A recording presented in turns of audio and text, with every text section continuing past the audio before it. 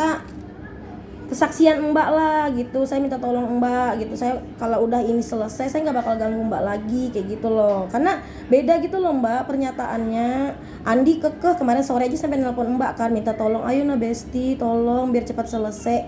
Terus juga ada chat Andi ke Mbak yang bilang, makasih ya Besti, gara-gara bantuanmu di telepon aku nggak jadi cerai, nggak jadi duda. Nah itu kan jadi yang mana yang harus saya percaya gitu Mbak, saya nggak mau ribut-ribut juga tau Mbak. Kayak gini ya Mbak, masa Mbak nggak bisa nyimpulin sih dari semua kemarin penjelasanku yang sejelas-jelasnya itu, yang dari aku chat Mbaknya sampai suami Mbaknya itu, masa masih nggak paham? Aku paham sih sebenarnya, paham. Ya Tapi berarti udah tahu dong kalau memang itu orangnya bukan aku gitu. Kalau memang kemarin aku sampai udah bilang sama si Andi, sudah aku bilang jangan bawa nama-namaku, terus oke. Terus katanya masalahnya udah selesai, udah beres. Katanya dia udah minta maaf ke keluarga istrinya itu. Aku bilang, ya sudah, habis itu ya udah aku bilang intinya jangan memang bawa-bawa namaku. Aku bilang kayak gitu kan. Dia bilang oke, iya aku nggak bawa namamu. Udah kayak dia bilang masalahnya udah selesai kok. Sampai aku bilang sama dia, aku sampai masih ada keluarganya itu, istrimu yang apa ngubungin neror aku lagi, sampai aku cari kalau sekamu-kamunya juga, aku bilang kayak gitu, bakal aku tuntut kalian semua karena neror aku begini-begini, apalagi kalau sampai aku viral ya kan. Nah karena jelas itu bukan saya, karena kalian coba tuduh. Sudah jelas buktinya itu sejelas-jelasnya itu bukan saya.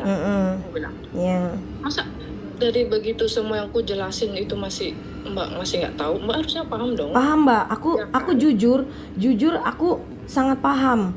Aku yakin suaminya adekku itu menutupi, karena memang kan ini masalah keluarga besar kan gitu Mbak ya, antar keluarga gitu. Cuman lagi tuh adekku ini agak denial, bahwa dia mempercayai omongan Andi, bahwasanya Mbak Maisaroh lah ceritanya yang ada di dalam chat itu. Mbak disuruh ganti foto, pakai foto sepupu kami. Itu aja sebenarnya saya aja nggak masuk akal kalau di saya Mbak ya. Cuman kan kalau adik saya mungkin dia karena masih serumah dan segala macam ya dia denial lah kayak gitu kan. Terus juga kemarin waktu nelpon itu Mbak nggak ada ngomong gitu kalau memang itu bukan Mbak. Kapan? Yang kemarin sore. Yang Andi telepon. Iya. Itu aku sudah jelasin, dia nelpon aku suruh aku minta maaf. Yang ngapain aku minta maaf, bukan hal yang nggak aku lakukan, sedangkan di sana selingkuhannya ada Mayem ya kan. Ya enggak ada aku mau minta maaf sedikit pun. Aku bilang, aku suruh dia, aku sudah bilang ke Andi, mending dia aku suruh minta maaf, suruh ngomong sejujur-jujurnya. Udah, aku nggak mau ikut campur urusan kalian lagi. Aku bilang, aku sama si Andi memang teman dari sekolah. Memang dia kalau apa-apa cerita sama aku, ada masalah apa cerita sama aku. Ya udah, aku sebagai pendengar.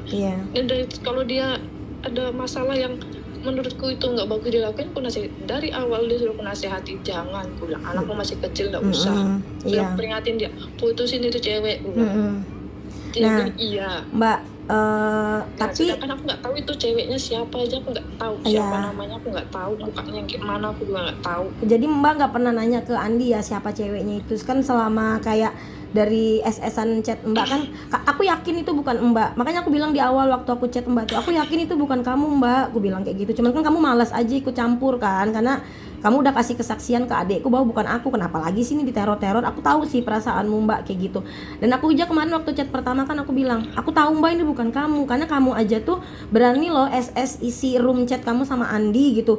Bahkan sekelas yang Andi berterima kasih sama kamu nggak jadi duda aja tuh udah janggal sebenarnya Mbak di situ tuh.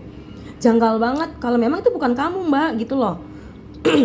Karena sudah aku bilang kemarin dia telepon katanya suruh ngomong sama istrinya mau pajakin ngomong sama adiknya, nggak usah karena maaf ya adikmu ini kayak kekeh banget, aku suruh minta maaf, ya ngapain aku minta maaf. Nggak akan, gue bilang, karena aku nggak pernah ngelakuin kayak gitu. Kalau kamu cari aja sendiri di sana, kasih tahu Mbak ya, itu selingkuhannya itu belum tentu orang jauh, Mbak cari aja di situ. Benar, aku percaya sama kamu Mbak. Aku juga satu pemikiran, karena mereka, aku tanya nih, lah di isi chat yang aku kirim itu kan mereka merencanakan untuk tahun baruan, sedangkan Mbak kan di Balikpapan.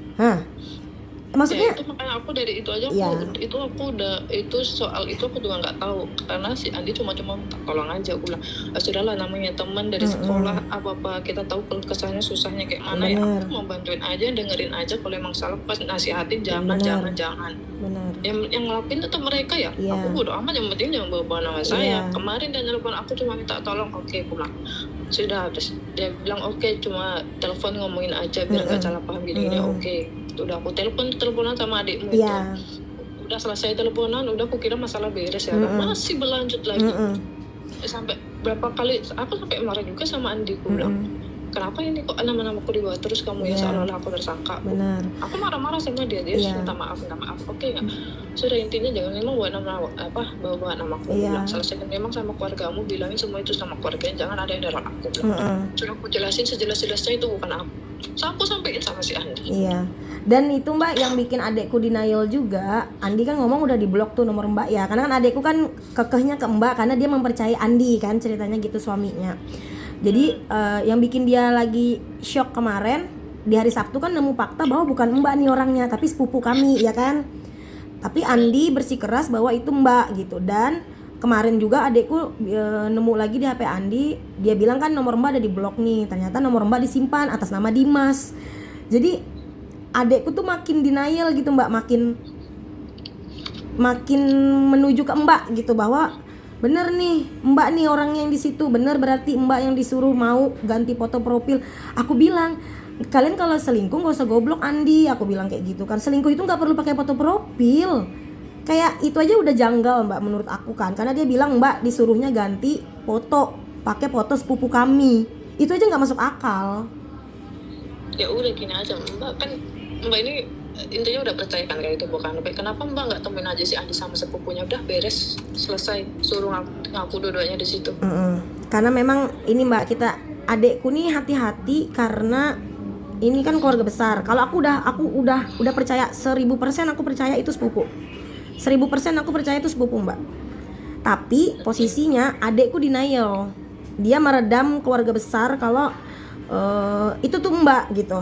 Makanya aku bersikeras nih ngubungin Mbak, karena aku mau minta pernyataan Mbak kalau memang tuh bukan Siti Maisaro. Aku sampai ngomong ke adekku, Pita, ini bukan Mbak Mai, ini bukan Mbak Besti.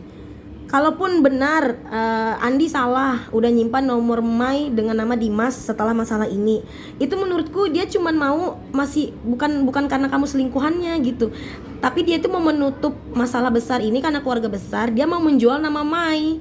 Biar Mai yang jadi tersangka di sini karena Mai jauh di Balikpapan.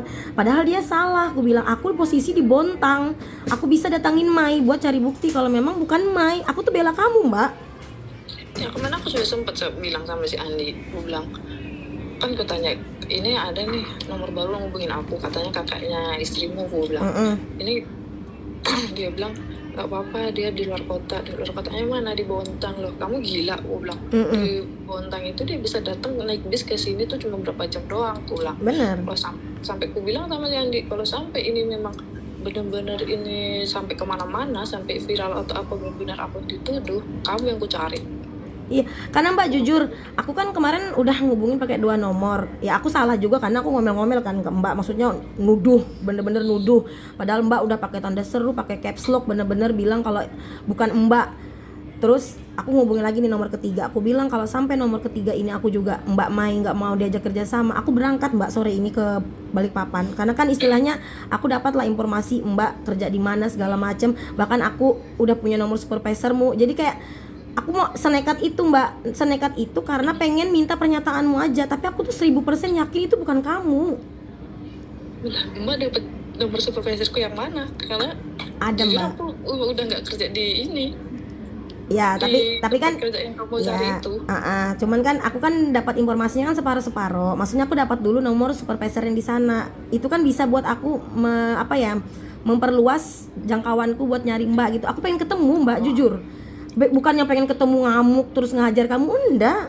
Karena aku cuman dari screenshotan aja, kamu tuh udah aku acungin jempol, kamu udah sebenarnya kamu udah buktiin. Nih lo Pita, aku loh sama suamimu loh yang maksa telepon aku, nyari aku, PC aku, ya kan? Ya, apa aku juga kira nih sama adiknya Mbak itu. itu aku dari awal ketahuan, sudah aku jelasin semua. Tapi kayak nggak tahu kenapa kayak adiknya Mbak tuh nggak bisa baca semua dari kata-kataku sampai atas tuh, dari sampai atas sampai bawah itu kayak nggak bisa mencerna gitu. Masa ya aku harus jelasin satu-satu sampai rinci? Apa aja nggak kenal siapa itu ceweknya, aku nggak tahu namanya siapa, mukanya pun aku nggak tahu. Tapi memang dia namanya dia denial Mbak, kan suaminya kan ya, suaminya bapak dari anaknya. Aku mungkin agak sedikit paham sih posisinya, dia denial, yang penting dia ada limpahkan siapa gitu, intinya itu doang kayaknya kalau menurutku. Tapi kita yang orang luar, kayak posisi aku kakaknya doang nih, aku bisa mencerna Mbak, karena posisinya hatiku baik-baik saja gitu istilahnya, tidak dalam kekecewaan yang besar. Jadi aku bisa mencerna semua isi chatmu, semua penjelasanmu, termasuk yang Andi berterima kasih sama kamu karena dia tidak jadi duda. Rungokno teleponan sama kamu kayak gitu kan istrinya. Oh, memang dia masang strategi, tapi ya itu bahasanya kamu membantu karena kamu merasa dia sahabatmu gitu, membantu bahwa meluruskan kalau kalian tidak ada apa-apa. Cuman itu kan, bukan selingkuhan. Tapi kamu meluruskan, Mbak Pita, aku sama Andi ini cuman sahabatan loh. Cuman itu poinnya sebenarnya. Iya. Tapi Mbak gini, dalam cerita itu dia nggak ada ngomong Mbak, maksudnya ya oke lah Mbak kan nggak tahu orangnya karena kan jauh posisinya, kayak ciri-ciri atau apakah benar memang dengan bukti-bukti yang ada ya memang sepupu kami gitu nah Mbak? Apa poin tambahan atau apa ya mungkin Mbak bisa tambah gitu, maksudnya biar saya nih bisa meyakinkan keluarga besar kalau memang itu sepupu kami Mbak gitu.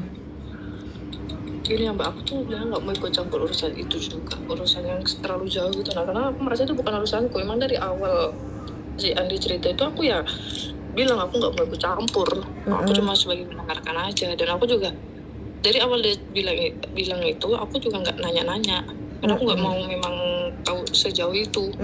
Karena dia ngomong itu aku langsung bilangin, jangan, aku bilang, putusin aja, aku bilang itu. Anakku masih kecil, aku bilang jangan kayak begitu, aku bilang. Kalau masih ada chatannya, kalau udah habis tuh masih ada. Cuma dia kayaknya pakai chat waktu itu kan. Iya. Oke, karena aku merasa biasa aja, ya udah aku bodo amat, penting aku udah nasihatin. Dia bilang iya. Oke, habis itu dia bilang iya, habis aku nasihatin itu nggak lama dia ngechat lagi, terus dia bilang mau laporan gitu. Aku bilang sudah kamu selesaikan urusanmu, aku bilang kayak gitu. Terus dia bilang oh nggak salah itu ceweknya yang nggak mau. Dia sudah aku kasih tahu ini, tapi dia nggak mau, kalau ngancam mau ngasih tahu. Terus aku bilang namanya bocah gitu memang, aku bilang kayak gitu. Namanya juga selingkuhan tuh kayak begitu, aku bilang suka laki orang tuh kayak gitu, pasti bilangnya mau ngancam. Coba kamu paksa, nah mana berani dia, nggak berani mau viral ya dia yang malu, aku bilang. Nah ya sudah, dari situ dia sudah aku nasihatin, tetap aja aku juga dia begitu. Aku udah nggak tahu, aku nggak ikut campur lagi juga, aku malas juga nanya. Kalau nggak dia cerita sendiri aku nggak pernah nanya Mbak. Itu intinya. Kalau dia nggak chat dulu aku atau dia mau cerita duluan itu, aku nggak pernah mau nanya urusan dia. Benar kelihatan sih dari screenshotan itu.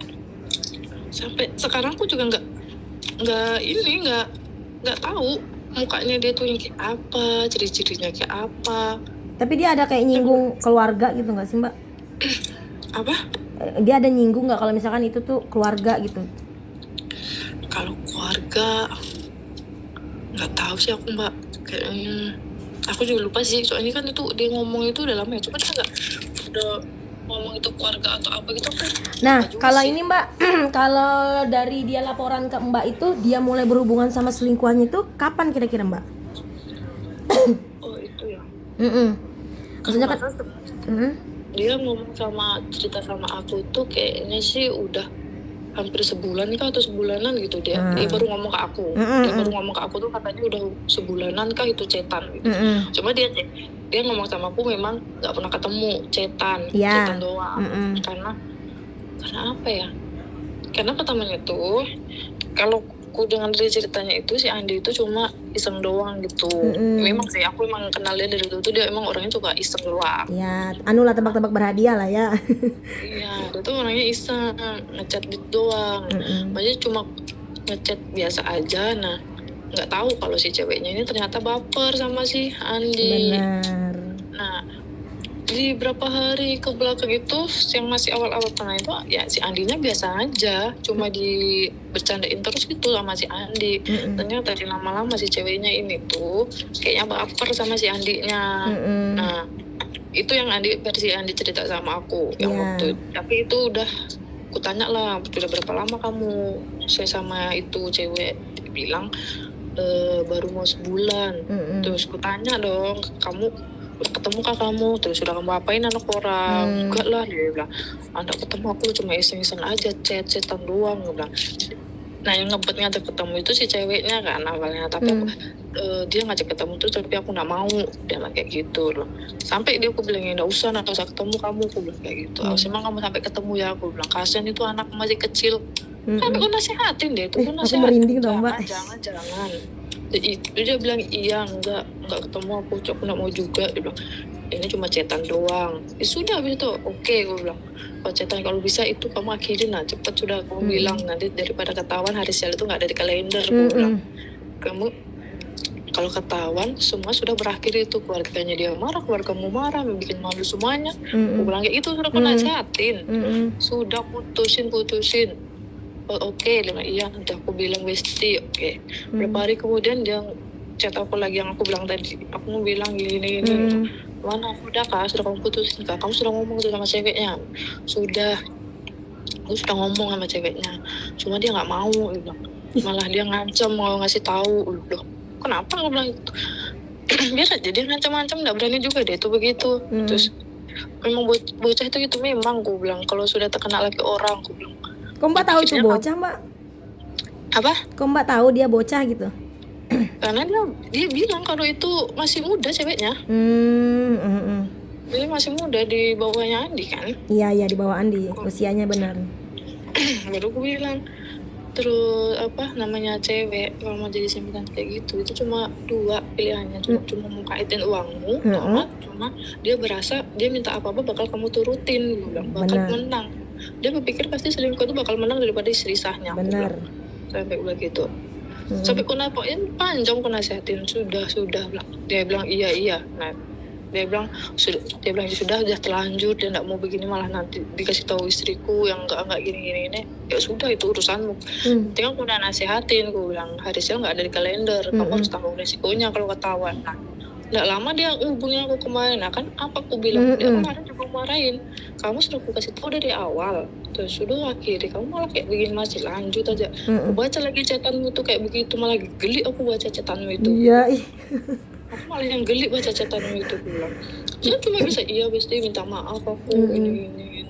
Ya kamu sudah terlanjur kayak gini baru nyesel kamu kan, gue bilang kamu sampai bawa nama aku, sudah aku sampai marah sama dia. Aku bilang jangan memang bawa nama aku ya, bilang aku bantu kamu, aku bilang bisa aku bantu, tapi selain hal itu, bilang intinya jangan memang bawa nama aku lagi, gue bilang kamu udah cukup aku bantu kamu, udah selesai. Terakhir kemarin dia ngechat aku, dia bilang terima kasih ya Besti, aku sudah minta maaf ke keluarganya, udah. Terus nggak lama aku balas, nggak lama mungkin ini ketahuan sama istrinya atau kalau nomorku belum di itu kan, baru di bloknya, udah gitu. Abis itu nggak ada lagi hubungan sama kayaknya di blok sampai sekarang. Adekku masih denial, dia bilang juga ini Mai ini aja Mai belum blok nomor Andi, pasti dia masih berharap. Aku selalu bilang enggak, sabar dulu ta, aku bilang ini bukan Mai, cari aja bukti lagi, aku bilang bukan Mai, ini bukan Mai, aku kekeh 1000% itu bukan Mai gitu. Karena ketahuan juga mbak dari kemarin, aku hubungin dia, teleponan, sambung segala macam, ketahuan sih pokoknya mbak, namanya orang makanya aku bilang namanya orang selingkuh tuh ketahuan aja gelagatnya. Dan Andi tuh kan nggak bisa bohong mbak orangnya. Andi tuh nggak bisa bohong dia, jadi ketahuan lah gelagatnya gitu. Oke deh Mbak Mai, sorry banget ya Mbak Mai, aku istilah kata neror lah, sampai 3 nomor nih aku iniin kamu. Maksudnya aku nggak cukup sih ini Mbak, aku udah menjawab dari sisi aku cukup banget. Aku akan jelasin ke keluarga besar bahwa harus didudukin, memang mereka harus didudukin gitu. Mending mereka tuh sih ketemuin aja, tanyain aja masing-masing gitu. Karena memang aku bilang ke adekku, Tita, aku yakin mereka ini belum ngewe, aku bilang. Aku yakin mereka ini belum ngewe, belum check in, karena mereka baru ngatur rencana bakal di tahun baru. Tapi udah ketahuan duluan. Karena memang dari awal cerita sama aku memang si Anji nggak mau ketemu, Iya. nggak mau ngajak ketemuan. Karena memang rusak Dia mbak masih- itu keluarganya, enggak kakaknya dia semuanya pelakor, maksudnya apa ya, suka selingkuh Ini kan. sepupunya Tapi Mbak ini. apa? Sepupunya Mbak ini. Iya, kan dia punya kakak, dia cuma 2 saudara, dua-duanya pelakor begitu. Kakaknya juga sama historical hidupnya. Cuman mbak, aku nggak pernah ngurusin hidup orang. Itu pilihan hidup, kamu mau goda siapa itu kembali ke kamu gitu kan, gitu. Tapi masalahnya suami sepupu sendiri tuh itu biadab sih, gitu loh mbak, maksudku. Itu aja poinnya. Iya. Semua orang tuh pasti selingkuh, nah itu. Semua orang pasti selingkuh, tapi mbok ya pintar-pintar. Ini suami sepupu mu anjay gitu loh. Otaknya di mana? Nah, kan lebih baik tuh Mbak tuh kasih ketemu aja mereka itu berdua, suruh ngaku lah masing-masing. Kalau memang yang kalian tahu itu sepupunya, ya sudah duduk suruh ngaku. Ya yang aku minta ya jangan memang bawa nama aku. Iya. Bilang. Oke mbak. Karena aku sudah bilang sama si Andi, Iya. jangan bikin nama aku jelek ya, aku bilang. Iya. Aku nggak pernah berurusan sama laki orang ini, aku bilang. Oke. Ini baru pertama kalinya dalam hidupku aku dikira pelakor, aku bilang. Iya, benar mbak, benar. Oke mbak Mai, makasih mbak Maya, thank you ya Oke, mbak. Maaf ya, sorry udah ganggu juga. Aman. Ya makasih mbak Mai, assalamualaikum.